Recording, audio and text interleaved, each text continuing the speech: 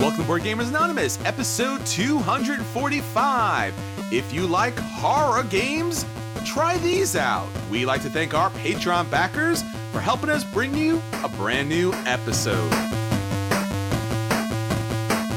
Welcome to Board Gamers Anonymous, the podcast of board gamers and the insane fun we have at the table together. This is Chris. And this is Anthony, I think. Dude, we're trying to go with a horror theme. Oh, yeah, Halloween's this week. I thought we were just picking horror games for the heck of it. What are you going to do? You had one job, man. You had one job. Hey, I played horror games this week. I'm just saying. That's true. Well, look, I have plenty of well-practiced and rehearsed spooky and horrific voices. I have my New York accent. Hey, how you doing? You want to play some board games this week? What about it? Hey, you sit down, forget about it. It's okay, all right? You know, I got things like that. I could do my Pittsburgh one. It's been a while, but I used to do yins all the time. Oh yeah, I'd love to hear that. Yeah, yeah. That's more that's more Yin's thing, right?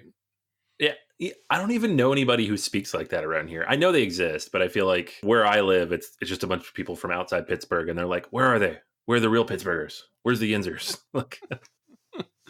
No, it's a real thing in Pittsburgh, and I did eventually pick up the Yins and all the other local slangs. So, yeah, I mean, you should be culturally relevant and in the know, and So if you're going to do a podcast, Anthony, about horror, you should bring it to the table, my friend. Come on. No chainsaws, no giant spook, monstrous, demonic dolls. Nothing this week. I got nothing, man. I got nothing. I don't know. Let's see. All right. I played some Kickstarter promos. You might miss out. Paying over $100 for a board game that you'll never get to the table. Oh my gosh, yes. That's terrifying. It very much is. So for this episode, we will be talking about horror board games. And if you do like horror, whether it is in movies or books or television shows, there's a lot of great high quality horror out there. There are some fantastic board games that might work perfectly for your particular game night. So we'll be talking about that on our feature review. And in the meantime, let's get into the spirit a little bit. Let's talk about some contests that we're running. It's not necessarily trick-or-treating, but someone's going to get quite the treat, Anthony. What do you have for us this week? Yeah. I asked a Halloween-themed question. I asked people to get spooky with us. Well, with Chris, I guess. I don't know how spooky I am these days. At least to you guys. I scare my kids sometimes. So we got the question this week, and I made it simple. I just asked everybody to give me their perfect spooky evening. It's like a wine pairing, but with board games. So what would you do on Halloween if all things considered, and just include a board game of some kind? So we got a few different answers here. I'm just going to pick some of my favorites, and then Chris, you will pick the winner as we do the last few weeks here. All right. Drew says, a blind date and a game of nyctophobia, followed by an Are You Afraid of the Dark marathon. Is that a pun? Was that a pun? Blind date and nyctophobia? Yeah, I think so. Okay, probably good. A little bit of fun. Erskine says, listen to CBS Radio Mystery Theater, watch The Call of Cthulhu, play Arkham Horror. So straight theme here. Got to appreciate that. Very nice, very nice. John says, take my kids trick-or-treating and then take tricks in card games while treating on their candy. Oh, that's probably the bigger of the tricks. Yes, which every parent does, which is what we do. Sorry, guys. Any children out there listening, I'm sorry. We steal your candy. Not enough that you notice, but just enough for you to wonder what's happening. So Peter says, trick-or-treating with the kids, followed by Young Frankenstein, Lost Skeleton of Cadavra, double feature, wrapping it all up with Betrayal at House on the Hill. Oh, okay. I like that too. Very nice, very nice. And then last but not least, Brendan says, once guests arrive, they will be treated to some homemade witch's brew, followed by some Halloween quote-unquote finger food. Then some small party games to break the ice with Wrap the Mummy and a Halloween Feel Box. Next are the board games with Zombie Kids Evolution for the kids, and some campy fun with Last Night on Earth for the adults. finishing off with an annual showing of the Addams Family. Wow, that is really impressive too. Big plans. I really like this. We should do this a lot more. A lot more of the game nights kind of crafted into people's different holidays, so to speak. Yeah, there's a lot of good choices here. Any of these would be a great, really great board night. While these all really are fantastic, I have to go with the pun-related horror theme of both going out on a blind date, dealing with that horrific existential crisis, and utilizing Nyctophobia, which is a game in which you are technically blind for the game, as a kind of horror slasher theme comes down upon you.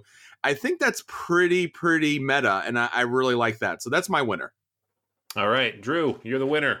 This does happen live, guys. We are recording, and we just right now picked the winner. This wasn't like picked out of a hat or anything. So, Drew, congratulations. You'll get an email and a game of your choice from the list. And thanks for everybody who shared their game nights for Halloween upcoming. Hopefully, you'll have fun. And there's so many good horror games. We're going to talk about a bunch on this episode for everybody out there. But that's not the only thing that's going on with BGA. Each and every year, Anthony and I try to do something fantastic with the podcast to help serve the community out there.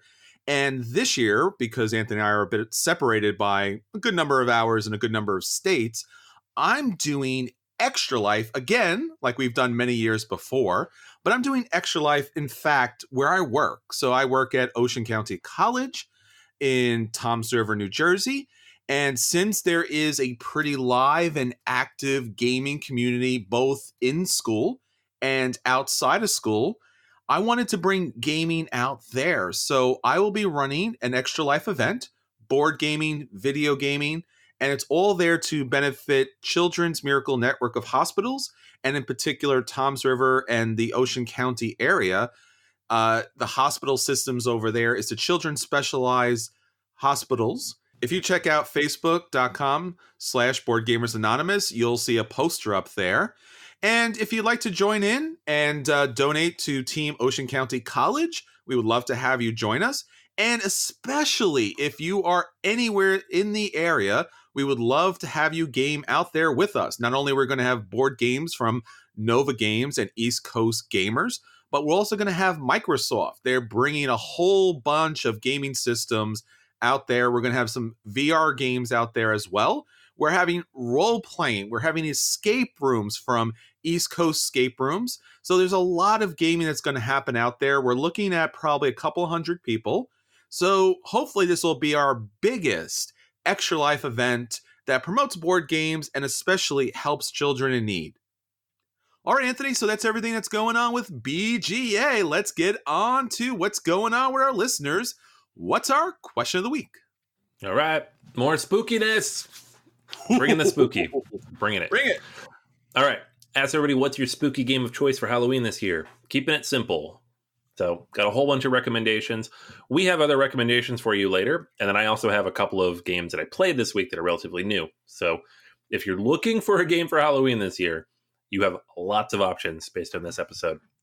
All right. So, we have Ryan first off. Just picked up Abomination, the Heir of Frankenstein. Probably won't be able to play it until this weekend or next week, though, but it's here. Chris mentions Fury of Dracula 3rd edition. Plays it every single year. Michael mentions Horrified. Played it this weekend. He calls it a great pandemic killer, and they had a great time playing with their 6 and 7-year-old children. We have Chris mentions Life Form. It's not a game I've had a chance to play. Dave mentions A Touch of Evil. Jesse says Mansions of Madness. John Digman says basically anything Lovecraft, which definitely fits the bill.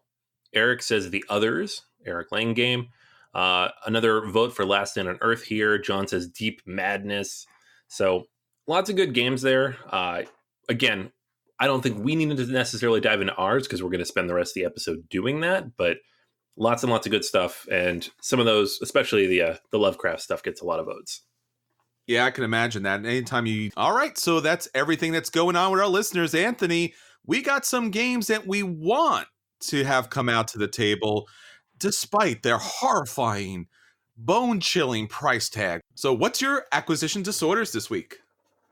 All right, I got one that I've actually had a chance to quasi play. We didn't quite finish the play. So I'm going to put it on the acquisition disorders because I want to give it a go again, like a full play. And that is Abomination, the Heir of Frankenstein. This is from Planet Games, designed by Dan Blanchett. And it is about these scientists who have been tasked by Frankenstein's monster 20 years after Frankenstein was supposedly killed and Victor Frankenstein died on a ship out in the middle of the Arctic, to make new monsters to be Frankenstein's monsters' buddies, essentially. So you and several other players, plays 2 to 4, will take various actions throughout the city to gather different body parts. And these body parts, once you've gathered them, and most of the actions on the board are like worker placement, and you'll have the opportunity to like hire more assistants and get more worker actions throughout. You are a scientist, of course. But the trick of this is that you're trying to get these body parts, and then those body parts will decay. So you have these mechanics on your personal board where you have to try to utilize those as soon as you can, but then sometimes get ice to keep them fresh. It is a macabre game. It is not, you think, oh, Frankenstein. You're like, no, it's pretty gory. It's pretty brutal in that way. So if these things make you squeamish, this is definitely not a game for you. Everything I'm describing is fairly well illustrated. The body parts are cubes, but when you actually build your monster, it's, body parts. So keep that in mind. But you'll be doing that. You have to manage these several different trackers based on like your reputation and what people think of you and like your impact and your morality, because you can get body parts in lots of different ways. You can get them from the morgue or dig them up, or you can hire someone to be killed and get them to be fresher. Again, pretty macabre game. The whole point of this is you're going to turn those in, you're going to build these body parts onto your monster, and then at some point, using other actions, you will try to bring that monster to life. That is where like the random luck of the game comes in a little bit. Like you roll these dice, the body parts can become damaged if you mess it up. The dice have a lot of damage faces on them, and that can be bad. It can slow you down a little bit. But overall, from what I played of it, from what I got a chance to try out, the game seems decently different. Has some unique elements to it. The Frankenstein's monster, for example, will chase people around. Certain actions will become such that when you take them, a story card is going to come out and you'll resolve that. And usually it's something bad that happens to the person who took that action, but you really need the action, so you do it anyways. Really, really cool stuff. This is, Mary Shelley's Frankenstein is a book I read multiple times in college, just studying Victorian literature. And it's a classic, the original Gothic horror novel. So I feel like this game does a good job of representing that and evoking it. It kind of ran really long. Was the reason we didn't finish it. It didn't seem like it'd be that long of a game, but we were getting close to 3 hours and weren't quite done, and we were running out of time. So didn't quite finish it, but it seems interesting. It's not normally something up my alley. So I do want to give it another shot and just see how it plays out, how the mechanics work out. And, if it's the kind of game that I'd like to bring to the table for future Halloweens. So that is Abomination, the Heir of Frankenstein. Hopefully to get another chance to play it this week. All right, for me, the game that I'm looking possibly to get to the table, because, sometimes when you look at board games, you do want a game with fantastic mechanics and really deep thematic appeal, but sometimes you just want something incredibly dumb and fun to play. So on Kickstarter, I found Movies Cliches, the card game, a card game made by Bad Movies. Now, this is a Kickstarter, so there is currently only a few days left, and the project will wrap up on Tuesday, November 5th. So by the time you listen to the podcast, this will be almost done. So if you're interested in it, definitely check it out. So what is this incredibly interesting yet funny yet dumb kind of game? This is more of a game experience type of game, but basically what we're looking at here is a bunch of different boxes of movie cliche cards. And each of these boxes represents a different genre. So keeping with the theme of the episode, I wanted to let you know that there is a movie cliche horror edition that kind of like spoofs in this kind of like cartoony way all the different movie cliches for horror movies. So you have your jump scares, you have your animals sense danger, You have, one little sound gives you a way to the murderer in the movie. So a lot of these things are just the tropes and things that we've come to enjoy and sometimes hate about movies. But basically, you'll have an opportunity to pick up this game, and it actually has a number of different versions. I already mentioned the horror one, but there is also a sci-fi fantasy or a straight up action one, and there is multiple backing levels. So if you just want to pick up one, you're fine. If you want to pack up all of them, you're fine as well. It'll cost you about $44 to pick up the entire set, and that's over 250 movie cliche cards. So you are saying to yourself, Chris, sure, I'm kind of interested in this. I like bad movies, and I definitely are into the cliches, so to speak. But what can you actually do with this? Well, this is what they were thinking, at least. You can play cliche bingo. So basically, you pick a bunch of cliches from the box, you watch a movie with friends, and then as those cliches pop up in the movie, you play the card of that cliche and you score a point. So, not too complicated. Now, if you want to play something without actually a movie, you can play something called Name the Movies, where you would throw out 3 or 4 cards with different cliches, and then based upon whatever time period you wanted to give everyone at the table, everyone would try to identify movies that utilize all of those cliches in that particular movie. So that's kind of fun. There's also cliche shots. So it's one of those kind of like, drinking bingo kind of games. Something pops up and then you take a drink, so to speak. Don't recommend that specifically, especially when it's all cliche based, and taking shots is kind of very cliche on its own.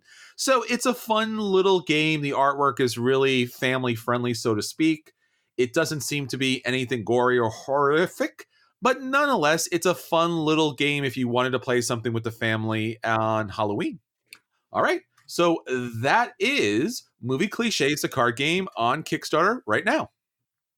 Looks cute. It kind of has a Munchkin-esque vibe to the artwork. Yeah, I'm a big fan of that. I do like games that bring a little more humor. You don't see that a lot in board games. So, having something like this that you could just kind of like keep with your, Blu-ray collection or, movie collection, whatever, and just like, hey, we're watching this incredibly dumb movie or thing we've seen 1,000 times. Maybe it adds a little something to movie night. All right, so let's get on to the games that have hit the table, and we will let you know if those games are a buy, and you should run out and pick those games up. If those games are a play, and you should sit down and play them. If those games are a dodge, and you should avoid them at all costs because they're horrifying. Or if those games are a burn, and you should stick a stake right in them. They really should not exist. They are the undead of board gaming. Anthony, let's hope that you have something decent during this darkest of times. All right. Yeah. So the first one I wanted to talk about, and I'll keep this one quick because it's not a new game and a lot of you've already played it, but it is kind of the Halloween quintessential classic that everybody pulls out if they have a chance, and that's Fury of Dracula. So specifically, I played the 3rd edition. 4th edition is more or less the same, except the miniatures are painted and there's a couple tweaks on the rules, but it's all generally the same stuff. So in this game, you play up to 4 different hunters who are trying to capture Dracula. Dracula is, of course, trying to escape and or defeat you. And you'll do this. It's a hidden movement game, but also you have to beat him. So you're going to move around the map. You're going to try to find him in various different ways. Your actions are fairly simple. And I say you, I'm talking about mostly the hunters because that's most of the players in the game. You'll move, you'll search, you'll draw cards, items, and events. And that's mostly all of what you do other than like trying to find him, right? Dracula gets to do all sorts of cool stuff. So Dracula is moving, of course, and he'll do that by placing cards into this track that moves along, showing like where he's been. And he'll also hide stuff when he moves. So if you happen to land upon where he was at some point, that card will flip and bad things can happen to you. Maybe, depending on which card he puts out. Also has a bunch of really powerful attacks and abilities and ways to fend you off. And you can throw layers out there and all sorts of cool stuff. So the game becomes like this push and pull between the hunters who are moving by roads and railways to try to find him and hopefully close a net around him. And then eventually fight him. So unlike, Letters to Whitechapel, where you're just trying to find Jack the Ripper and then the game's over, this one, you have to find Dracula and then you have to fight him. And you have to have cards to do that and abilities and ideally ways to combat, all the different things that he can throw at you. You need to beat him before he gets to level 13 on his influence track. And that's going to go up just as those cards start to fall off the board based on his ability to elude you. So the game seems to go one of two ways. One, you search for an hour or two, narrow him down, track him down, and fight him. And then the game, either you get him or he gets away. Or in the case of the game I played, you run around the map for about 3 hours, find him in the very last couple of turns, nothing happens, and Dracula had a really fun game. So I don't think it's a unique review. I've heard this several other places. Fury of Dracula, it's either, if it works, it's fantastic. If it doesn't, it's kind of boring for about 80% of the players. In my case, it was kind of boring for 80% of the players. I think it's still a good game. It was fun to sit with people and joke about where he was. And I like hidden movement in general, like the deduction aspect of it. But it just this particular game, it just wasn't, I don't know. It just was very fun. So this is a unique review for me in that it's not really a dodge, because next Halloween, I would 100% play it again because it was a fun experience, but I'm not going to give it a play rating because it didn't actually have that much fun with it compared to other games that get play ratings. So it's a good Halloween game. It's a good thematic game for that kind of night. So Fury of Dracula, take it as you will. Some people love it. Some people hate it. I'm somewhere in the middle. Yeah, I remember playing this way back when, and it's obviously one of the games, at least for me, that I didn't think that would be something that I would enjoy, just because, again, I'm not a big horror kind of guy.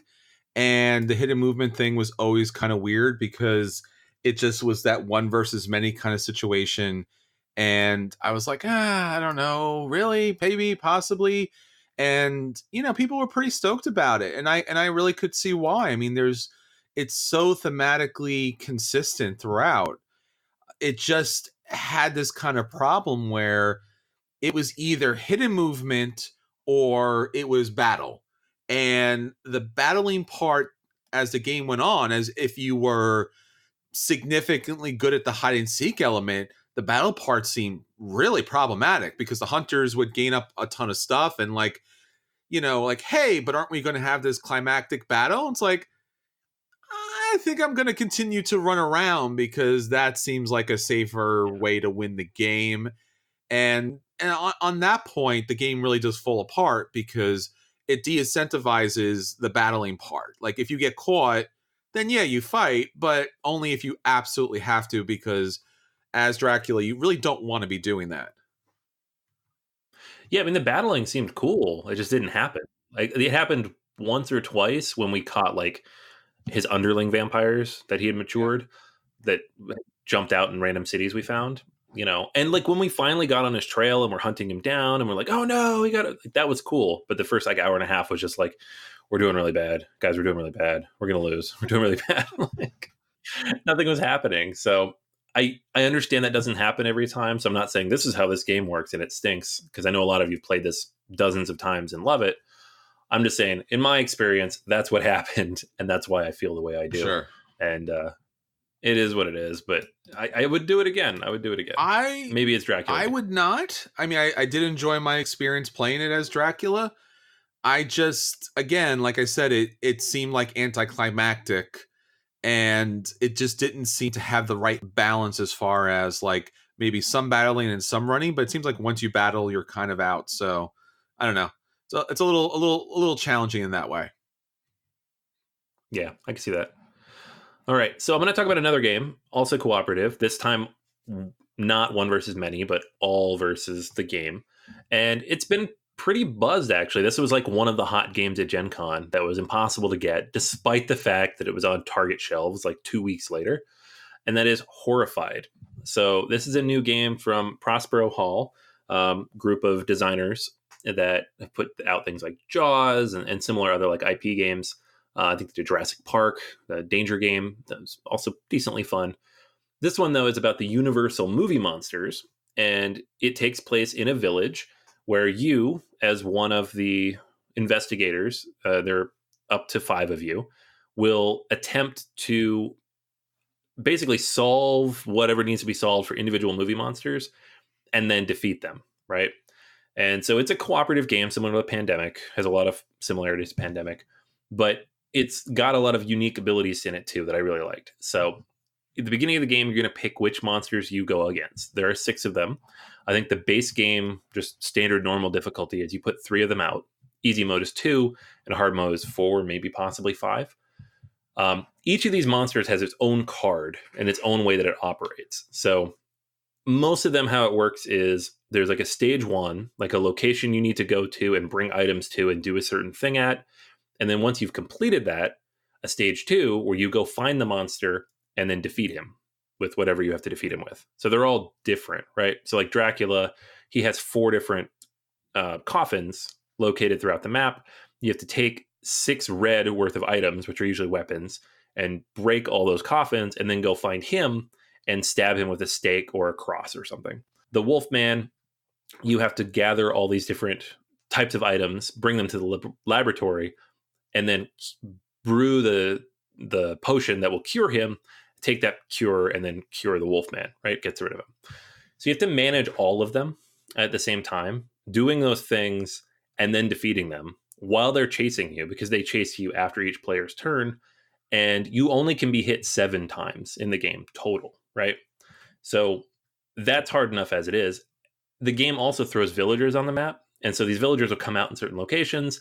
They'll have a location they're trying to get to. You need to escort them there safely, because if the monster attacks them, that moves up that terror track that will get you closer to losing.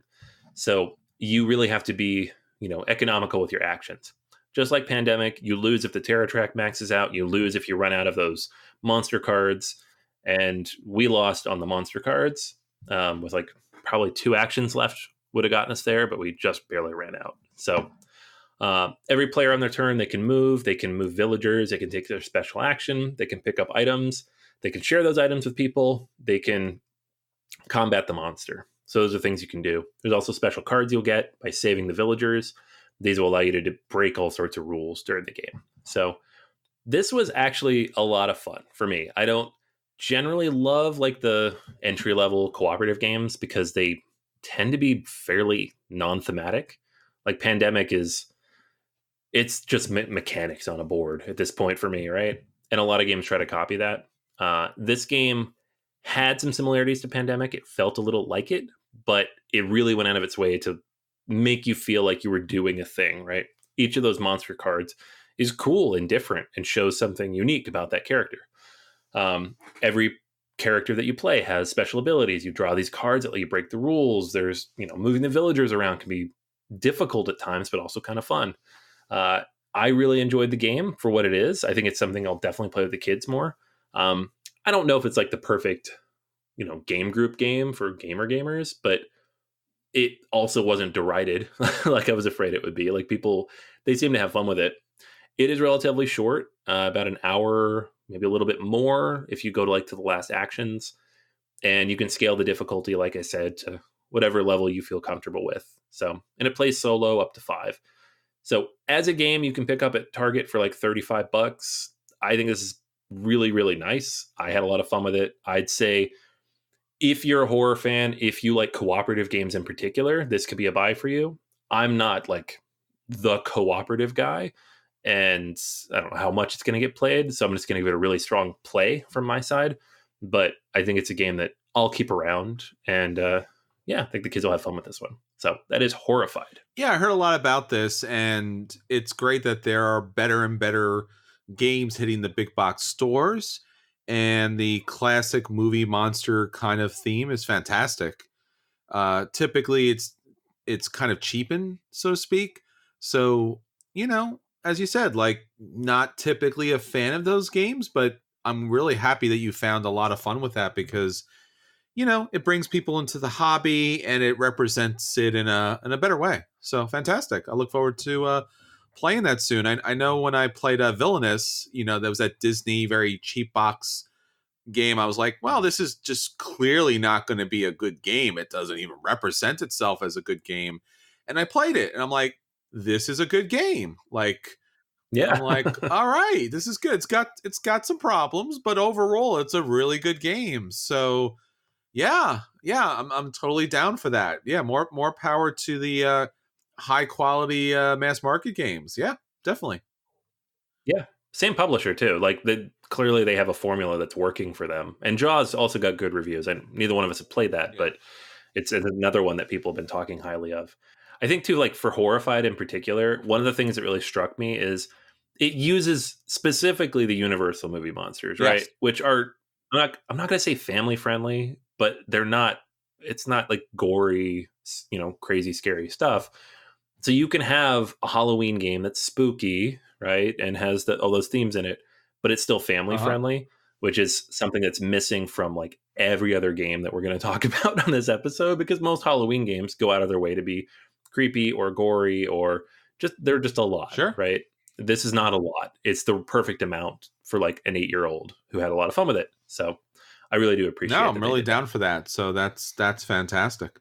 So for our feature review this week, we will be talking about if you like horror, whether it be from film, books, or just generally the existence of life on a normal everyday basis, we have some horrifying, horrific, bone chilling, tremendously disturbing, and overpriced board games that you might want to get to the table with family and friends in order to show them that board games and cardboard has a darker side to it.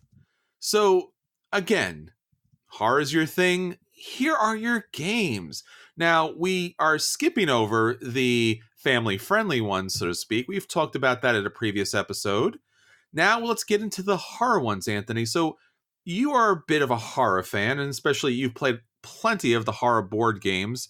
How does that work out for you? It is surprisingly one of the few times of year where you can find a bevy of thematic games. I was talking about this with a friend the other day. There aren't a lot of Christmas games. There's not a lot of like summer game. Like there's something about this type of theme, the dark, the gritty, the scary, the spooky, that just works with board games really well. So there are a lot of these, and yeah, we're going to highlight a few. All right, so what do you have up for first? All right, I'm going to start with my favorite period. Like if you made a top 10, this would be my number Okay, one horror game, and that's Arkham Horror, the card game. nice. It is the best living card game by my estimation at the time I've played with it, based on the Lord of the Rings kind of baseline, but significantly amplified in terms of story and how it flows from one thing to the next. Whereas Lord of the Rings, it was like one offs, everything was a one off. This game takes the Lovecraftian world and just really seeps it into the mechanics and the writing and the way you play the game. If you don't know like Arkham, which I'm sure you do at this point if you're listening to this, it's a small little town in New England called Arkham. You are an investigator and you're trying to figure out what's going on with all this weird, crazy, creepy, ghoulish stuff, right? So that's kind of like the baseline for everything. That's really all the Arkham games are, something in that world. But the card game throws all sorts of crazy different ways to approach it in each single module that you play.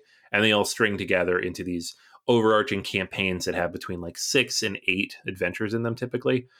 Fantastic LCG, fantastically just thematic experience. So definitely one of the best horror games around.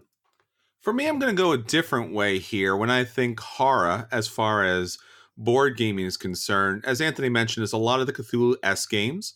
There is a lot of the different monster or alien games.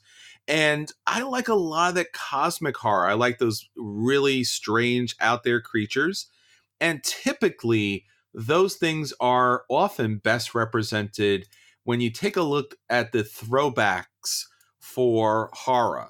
Now, one of the games that really kind of, brings us back to that golden age of horror was all those probably 1950s, 1960s sci-fi where the giant monsters eating everyone in town and the creatures are controlling people's brains, and the pod people and the blobs and the things, and just really this kind of completely alien, horrific kind of monster coming to town.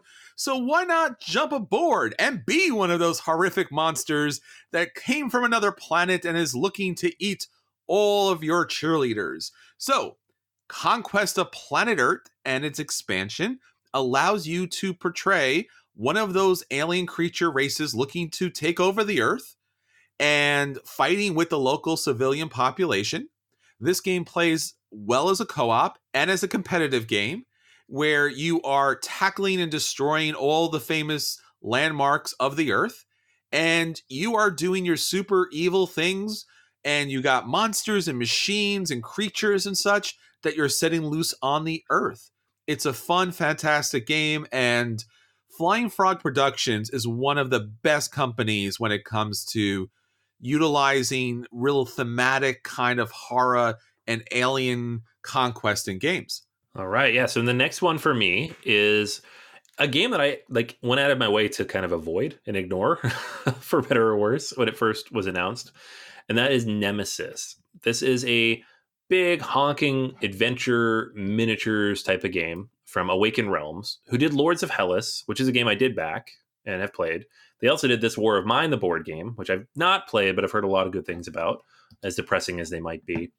Nemesis is different, though. This is a horror board game. This is a survival sci-fi game in the spirit of, Alien or Space Hulk, that kind of thing, where you are in space, you're on a spaceship, bad things are happening, people are attacking each other, creatures are out there. It is straight up survival horror in the form of a board game. Everything is dark. The creatures are just like these, grotesque, crazy looking miniatures. There's a lot going on here. So on one end, you just have a thematic miniatures based game. On the other end, you have a fairly deep set of mechanics that include your basic like dice rolling cooperative nature, but also things like hidden roles. People can backstab each other. There's bluffing, there's negotiation, there's all sorts of stuff thrown in here that really works like thematically. I haven't had a chance to play this a full campaign yet, but what I have played of it was just like, wow, I can't believe how they managed to make this all work together. It's a sprawling, like borderline, I'd say, mess of a production. There's just stuff everywhere, but it all really works. It comes together nicely.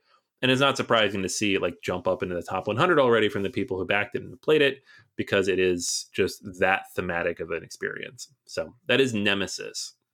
Next up for me is another Flying Frog production games. I told you they were super thematic in this, and they're really known for their unique art style. A lot of times with their board games, they use actual photos. So it's almost like this cosplay situation, and your character is actually a real person, not a piece of artwork or a still from a TV show or movie.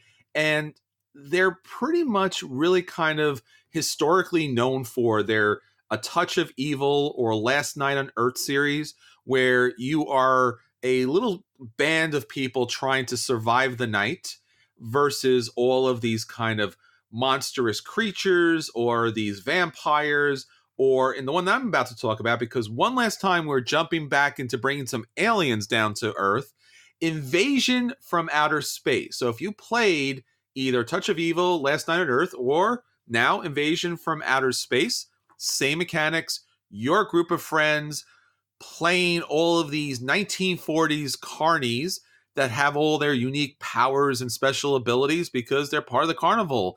And there's something unique and crazy and mystical going on there. And aliens come down, and once again, they're looking to take over the Earth. And in fact, this is one of the alien sets from Conquest of Planet Earth, so near and dear to my heart a bit. And you could have the other team play the aliens, zapping the humans and trying to take over the Earth. So instead of having a conquest game where it's all miniatures and card play and stuff like this, this is you play a role and you are trying to fight back against, in this case, the Martians, but it also could be all the demonic creatures in A Touch of Evil, or the zombies and slashers and such in Last Night on Earth. So 3 fantastic games, depending on which little flavor you want. They all play very similar as far as the mechanics are concerned, and just a really fantastic thematic game night. All right. And the last one for me is a little bit different, but still can be, decently spooky for y'all, is Ghost Stories. This is, at this point, a borderline classic Antoine Bauza game from 2008, and probably one of the harder cooperative games out there. It is a game in which you play Taoist monks working together, of course, as a cooperative game, to fight off these waves of ghosts and spirits that are trying to invade this village. You do this by taking a variety of different actions, moving around this grid and fighting them back. And like any good co-op, there's several different ways you can lose. You can lose if too many village tiles get haunted, if you run out of cards. And then at a certain point, the incarnations of Wu Feng, the boss at the end of the game, are going to come out. And if there are no cards left when there's a Wu Feng still in play, or if you are all dead, you lose. The only way to win is to defeat Wu Feng. And if once you do that, you put more of him in there in the different variations of the game. There are 2 expansions for this. Both of them add a lot of really interesting, cool things to the game. The artwork is fantastic. It's by Piero. And this is just one of those games that just sticks around in my collection and just somehow manages to just capture that perfect feel for like a spooky type of game without just being like overly gory, like some horror things tend to be. It is based on like Chinese ghost stories, the classic, tropes of that culture. And you'll see those in a lot of, more Eastern narratives, but it really, really works in the flow of this game. It is being reworked as a less horror board game called Last Bastion. Same designer, same artist, but a medieval fantasy theme. I'm not really interested in that because I did like Ghost Stories so much. But if you are looking for it, and Ghost Stories is hard to find, there's also Last Bastion. So that's Ghost Stories, my 3rd horror board And game. finally for me, I am, going back into the deep well of Flying Frog production games for probably their most thematic and interesting game. I know it was a favorite of Daniel's. That is A Touch of Evil Dark Gothic. It's a deck building game, and it's placed way back in colonial era America, and you are a monster hunter, and each of your monster hunters has special abilities and special stats, and they're going after a whole bunch of kind of mythos and creatures from that time and age. And what I really like about this game too is that the artwork is so evocative, and really what you're trying to do is work together, but at the same time it is a solo competitive game where you're still trying to get the best score despite the fact that you're working together ever so slightly. There's a good amount of betrayal in the game, and it's just a really solid deck building game. The mechanics are phenomenal. So again, great theme, but probably the best mechanics as far as a horror board game is concerned. That's Dark Gothic, the deck building game. All right, so that's everything for this week. Until next time, this is Chris. And this is Anthony. Bert, yeah, I'm back on board, buddy. I like that. I did it. Yay! I did it. And we'll save you all a seat at the seance table. Thanks for listening, Ruby.